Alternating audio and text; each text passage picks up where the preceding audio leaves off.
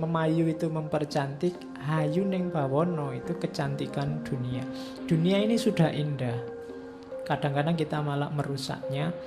Seharusnya tidak begitu. Seharusnya kita mempercantik keindahan dunia dengan apa? Dengan perilaku kita. Dengan kebaikan-kebaikan yang kita lakukan. Dengan kita menahan ambisi nafsu kita untuk menjajah dan merusak dunia.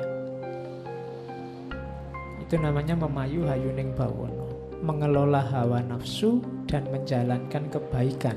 Kalau hidup kita sudah begitu, berarti kita menyumbangkan kecantikan dalam dunia yang sudah cantik ini.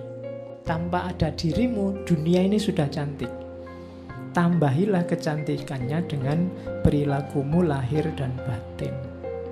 Itulah memayu hayuning bawono. Dan ini tugas setiap orang, bukan cuma tugasnya raja. Setiap orang dalam ranahnya masing-masing. Yang mahasiswa jadilah mahasiswa yang baik, yang guru jadilah guru yang baik, yang pedagang jadilah pedagang yang baik. Maka kalian termasuk unsur yang mempercantik dunia, bukan unsur yang merusak keindahan dunia dengan perilakumu.